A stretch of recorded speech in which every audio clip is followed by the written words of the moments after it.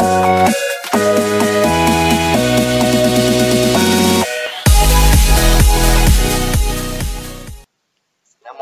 warahmatullahi wabarakatuh.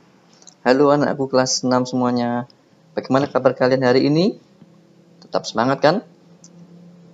Tetap jaga kesehatan, jaga ibadahnya, dan ingat selalu membantu orang tua di rumah. Anak-anak sekalian, walaupun hari ini kita tidak bisa langsung bertatap muka, karena memang masih dalam keadaan yang seperti sekarang ini, masih pandemi, tapi Ustadz harapkan kalian tetap semangat, tetap belajar di rumah, karena kalian sudah kelas 6. Dan untuk hari ini, Ustadz akan membawakan mata pelajaran Bahasa Indonesia. Tapi sebelum kita masuk ke materi, mari kita berdoa dulu agar hari ini kita diberikan kelancaran. A'udzubillahi minasyaitonirrajim. Bismillahirrahmanirrahim.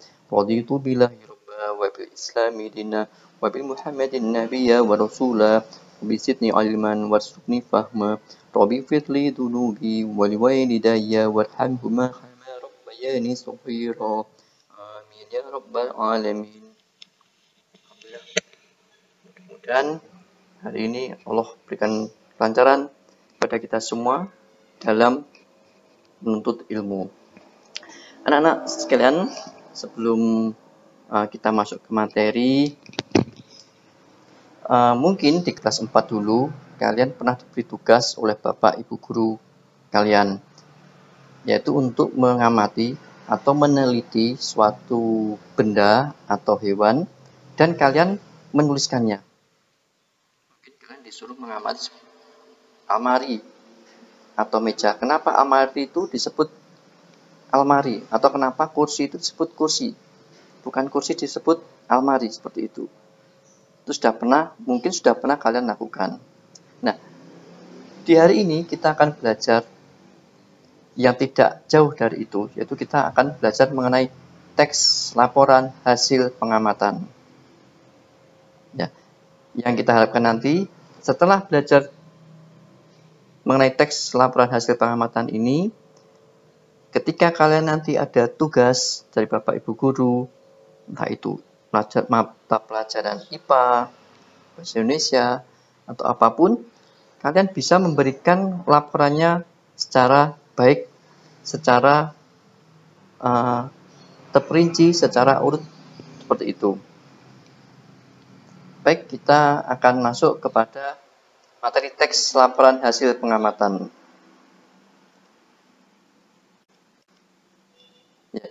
Dalam menyusun teks laporan hasil pengamatan, yang perlu diperhatikan ada 3 hal, yaitu ide pokok dan informasi penting.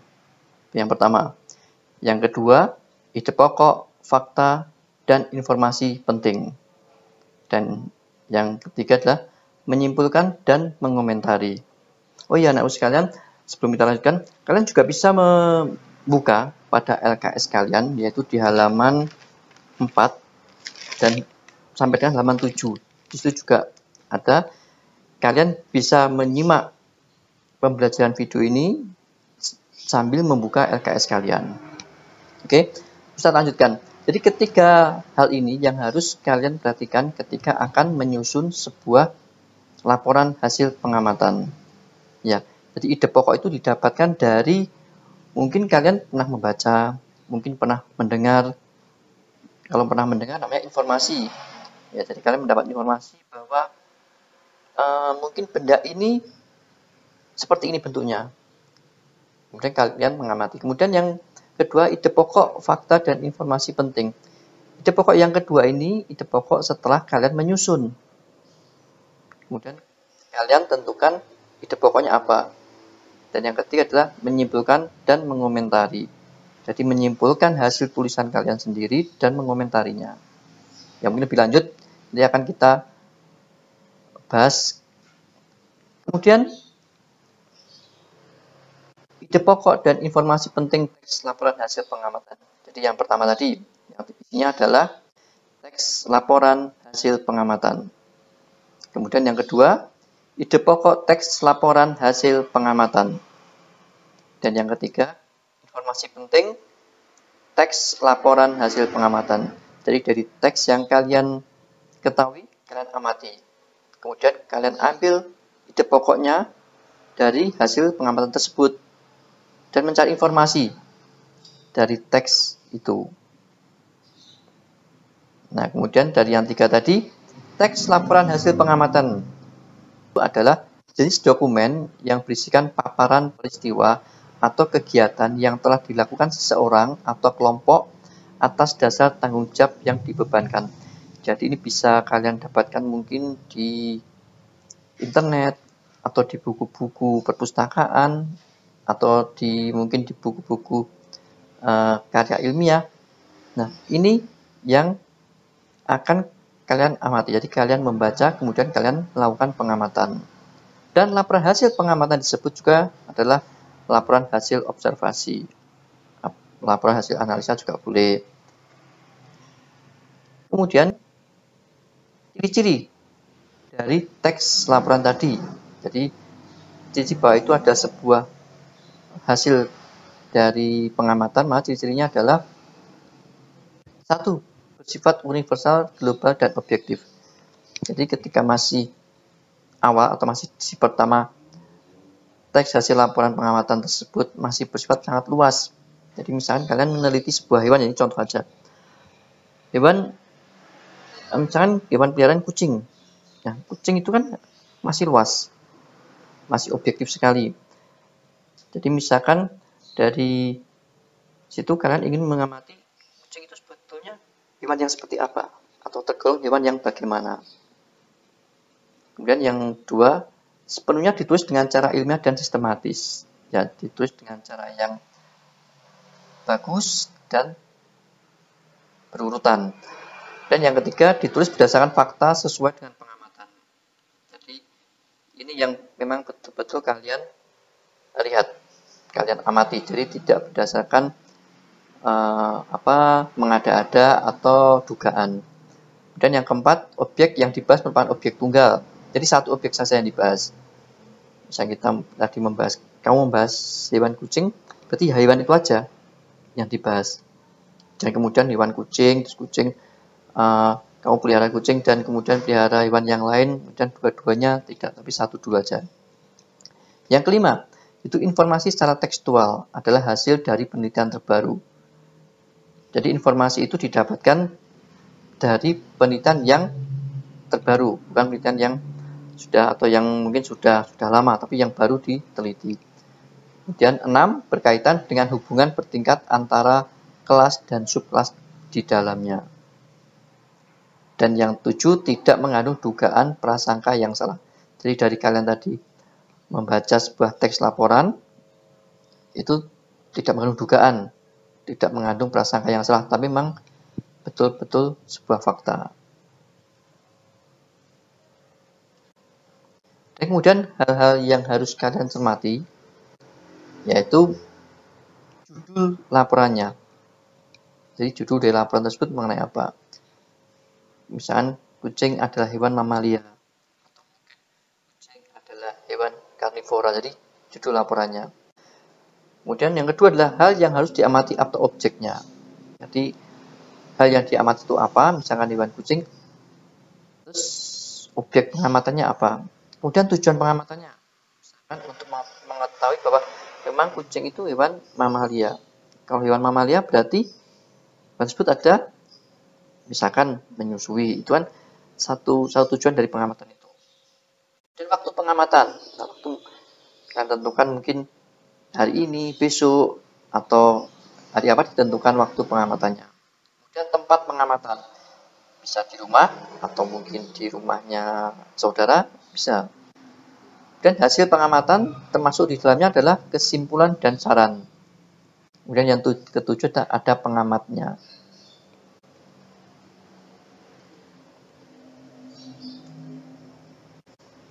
Kemudian menyusun teks laporan. Yaitu yang pertama, membuat judul laporan yang benar. Artinya bahwa kalian membuat judul laporan sesuai dengan apa yang kalian amati.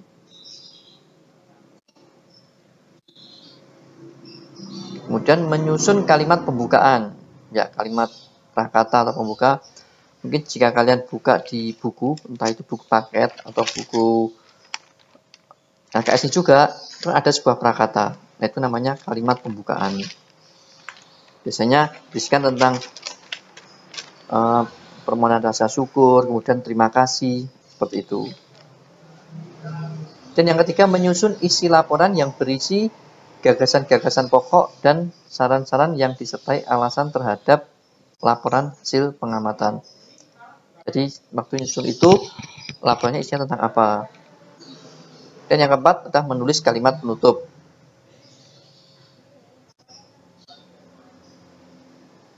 Dan pada nomor 2, yaitu mengenai ide pokok teks laporan dari hasil pengamatan. Jadi idenya ditentukan. Ide pokok adalah ide atau gagasan yang menjadi pokok pengembangan dari sebuah paragraf. Jadi dari paragraf itu nanti kalian lihat, kemudian kalian kembangkan menjadi sebuah ide. Informasi penting teks laporan hasil pengamatan. Jadi informasi yang harus kalian cari dalam atau dalam menyusun laporan hasil pengamatan. Teks adalah atau berfungsi memberikan informasi mengenai objek yang telah diamati secara sistematis. Sekarang yang B, tadi yang A, yaitu yang mengenai ide pokok dan informasi penting. Sekarang adalah mengenai ide pokok, fakta, dan informasi penting dalam sebuah teks laporan hasil pengamatan. Itu ada beberapa bagian. Yang pertama adalah menemukan ide pokok dalam teks. Jadi teks itu ketika dibaca nanti, kalian akan menemukan satu ide pokok. Ide apa yang akan kalian tulis. Kemudian fakta dalam teks. Jadi ketika kalian membaca teks itu tadi, akan ada sebuah fakta. Jadi memang tidak sebuah dugaan. Dan yang ketiga, informasi dalam teks. Dan yang keempat, mengidentifikasi ide pokok, fakta, dan informasi penting teks laporan hasil pengamatan. Yang pertama tadi, yaitu menemukan ide pokok dalam teks. Nah, caranya tadi udah Ustadz singgung, yaitu yang pertama adalah membaca seluruh paragraf dengan cermat. Jadi diteliti paragraf tersebut sehingga menemukan satu ide pokok. Dan yang B, cermati kalimat pertama hingga akhir. Ya sama, jadi teliti dalam membacanya. Dan yang C, baca kalimat demi kalimat sampai menemukan ide pokok paragraf. Jadi ketika kalian belum menemukan ide pokoknya, maka akan terus kalian baca sampai muncul satu ide pokok dalam setiap atau dalam kalian membaca isi kalimat tersebut. Dan yang D, tandai ide pokok tiap paragraf yang biasanya berupa informasi penting. Dan yang kedua, fakta dalam teks. Fakta merupakan kejadian yang nyata, sungguh-sungguh terjadi dan diketahui oleh orang. Jadi bisa dipertanggungjawabkan fakta ini. Tidak sebuah perkiraan, dugaan, atau kata orang dan sebagainya. Fakta yang terdapat dalam teks laporan hasil pengamatan adalah fakta-fakta yang terkait dengan objek atau peristiwa yang diamati. Ya jelas ya, jadi fakta tersebut ada hubungannya dengan apa yang akan diamati. Dan yang ketiga, informasi dalam teks. Yang pertama, faktual, yaitu informasi yang dibuat berdasarkan fakta dan dapat dibuktikan kebenarannya. Kemudian yang B, opini atau konsep, yaitu informasi yang dibuat berdasarkan pendapat seseorang tentang sesuatu. Jadi kalian mendengar sebuah berita, mendengar sebuah informasi, kemudian dilihat apakah benar atau tidaknya. Kemudian deskripsi, yaitu informasi yang dibuat dalam bentuk penjelasan terperinci mengenai misalnya sesuatu hal tentang tadi ya, tentang kucing tadi. kucing mempunyai kaki 4, mempunyai kumis. Hewan mamalia itu kan terperinci dan menjelaskan sesuatu di dalam hewan tersebut. Jadi seperti itu.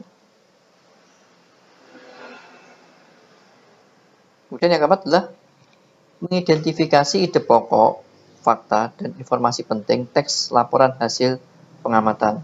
Jadi diidentifikasi, dilihat kembali, diperhatikan kembali, diamati dari apa yang sudah ada di ide pokok, fakta, dan informasi.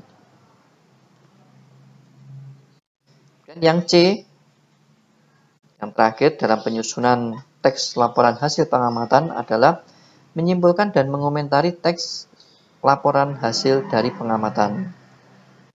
Yaitu isi yang pertama adalah menyimpulkan tentunya teks hasil laporan tersebut, dan yang kedua adalah mengomentari teks hasil laporan pengamatan. Menyimpulkan teks laporan hasil pengamatan yaitu berisi tentang pesan yang ingin disampaikan kepada pembaca. Jadi ketika kita menulis, kita juga harus memberikan pesan kepada pembaca tentang apa yang kita tulis. Kemudian intisari dari tulisan, ya bisa kita sebut juga dengan sebuah rangkuman seperti itu. C, dimulai dari khusus ke umum, jadi dari yang global, universal ke yang pokok permasalahan. Kemudian yang D, menggunakan kosakata baku, jadi kosakata yang mudah untuk dipahami, tidak yang aneh atau mungkin yang membuat orang bingung untuk memahami kalimat atau kata. Kemudian yang E, suatu pernyataan yang dibuat berdasarkan ide pokok dan kata. Jadi membuat sebuah pernyataannya dari ide itu tadi. Dan langkah-langkah mencari gagasan utama, yaitu yang A, mendaftar kata-kata kunci pada teks. Jadi misalkan sebelum kalian menemukan gagasan utama, maka kata-kata kunci kalian daftar dulu, sehingga nanti menemukan gagasan utamanya. Kemudian yang B, memetakan bagian-bagian pada teks. Jadi teks itu dipisah-pisahkan, dipilah-pilah. Ya, itu ya hampir sama dengan yang C, yaitu yang C adalah memilah kalimat utama dan kalimat penjelas. Kalau yang C itu memilah dari kalimat yang pokoknya dengan kalimat penjelasannya. D, menentukan kalimat utama. Yang E, merumuskan inti kalimat utama. Jika sudah menemukan kalimat utama, kemudian kamu rumuskan dari kalimat utama. F, mencatat pokok-pokok gagasan yang meliputi inti dari teks. G, merangkai teks dengan kalimat dan bahasa sendiri secara ringkas. Jadi setelah kamu temukan inti pokoknya, maka kamu rangkai, kamu susun menjadi satu kalimat dengan bahasa sendiri, menjadi baik, bagus, tapi ringkas. Dan 2, mengomentari teks hasil laporan pengamatan. Mengomentari adalah memberikan ulasan atau teks yang dibaca untuk menerangkan atau menjelaskan isinya yang dapat berupa tanggapan, sanggahan, pendapat, pertanyaan, penolakan, dan persetujuan. Bisa salah satunya atau semuanya itu ada pada komentar. Ya, seperti itu. Dan itu adalah materi pada bab 1. Nanti kalian juga bisa pelajari sendiri di buku LKS. Dan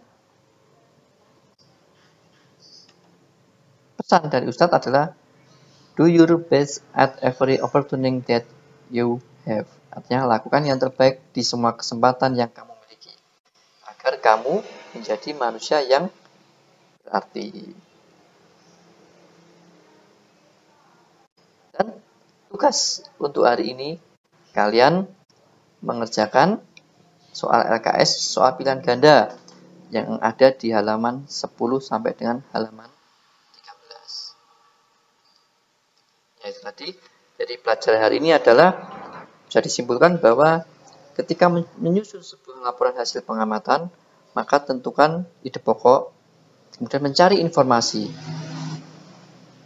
dan melihat faktanya dari informasi tersebut atau mengamati faktanya dari informasi yang kita terima.